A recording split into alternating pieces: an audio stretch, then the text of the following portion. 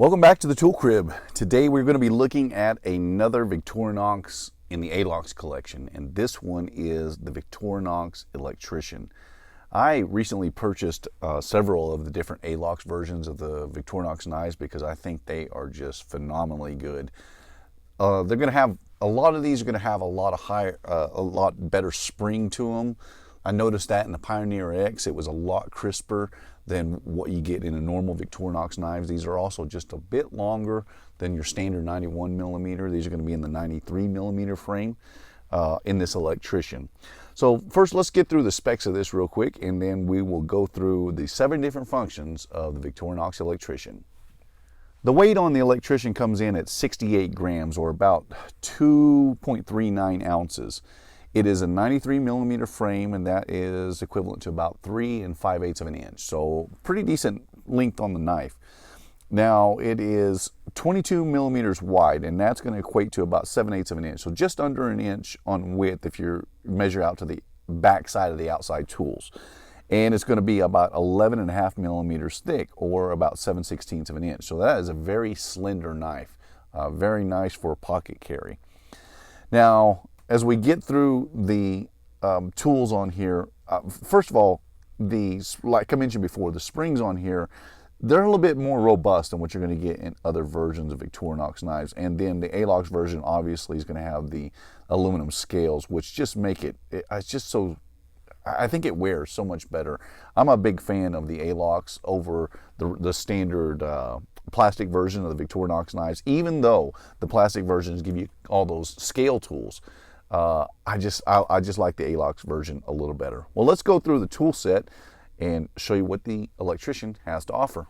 The first tool that we're going to look at is going to be the awl.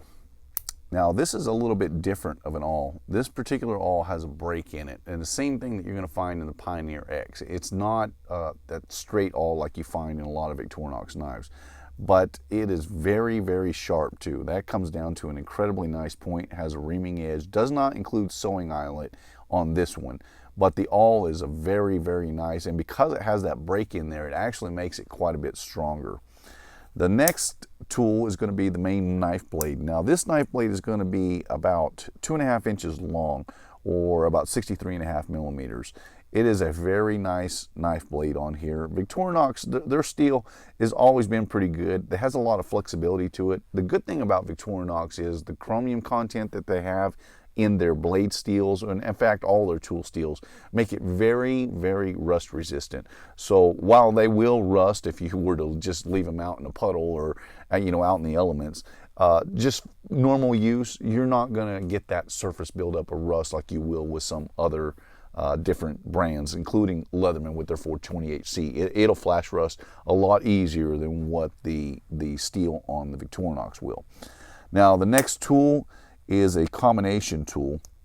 This is going to have a main flat driver, that's about 5/16 of an inch, and it's going to have your bottle cap lifter, and then the notch there is for the wire stripping. Again, I've tried this a couple times. I'm not real good with this wire stripper. The idea is you take wire, you fold this down. Well, actually, you got to get your knife blade out of there first. You fold this down to hold it in place. It kind of acts as a stop there, and then you're able to rotate it around. It works a little better on these larger knives than I find it on some of the smaller knives, but you'll rotate that around to get the jacket of that wire cut, and then you're able to pull it apart. Getting it off there without pliers can be a little bit difficult, but it does. I didn't quite get it on the back edge, but you can see that the cut on here actually got through there pretty good. So it's not the most proficient use of a wire stripper, but it does work. But the one tool that's on here that really gives the Electrician its name and why it's special is because of this little blade. Now, this blade is considered your it's considered your wire stripping blade. I forget how they say it. It's actually a little draw cut blade up here at the front, but you can use it, as a little whittler too, and to slice through sheathing. But what makes this unique is this curved piece in the blade itself.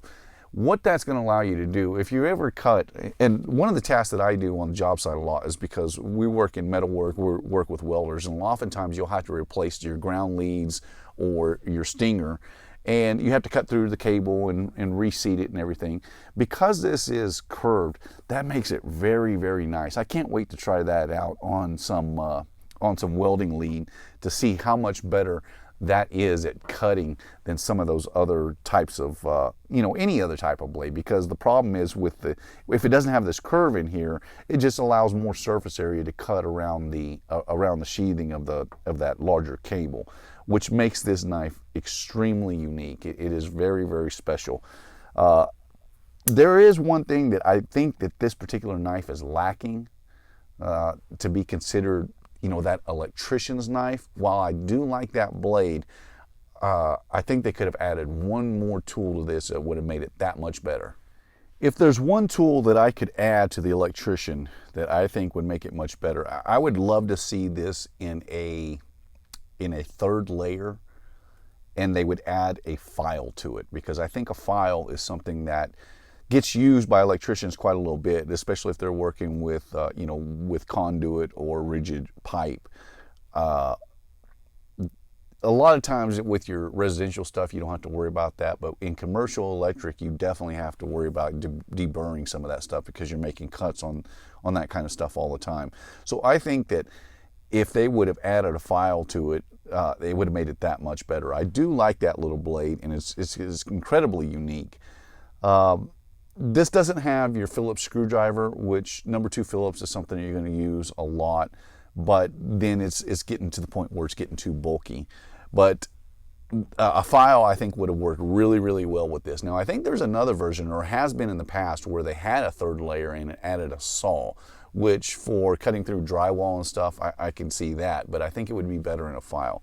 What I don't understand about this, and the electricians among us might let us know if that's something that is viable on this knife, but I think that the awl is really kind of out of place on this particular knife. If they're gearing this as a knife that is kind of the EDC knife for electricians, I think the awl could have been replaced with something else. But on the whole, this knife is very good, and what makes it unique is obviously this little blade here. It makes it very special. It's the only Victorinox knife that incorporates that little blade, and I'm going to try this out and just see how well that works, but I think this is a fantastic knife. This is the Victorinox Electrician. I did forget to mention one thing, that Phillips driver, or excuse me, that standard driver will actually lock into the 90-degree position, something to keep in mind as well. So you can get some pretty high torque on that stuff.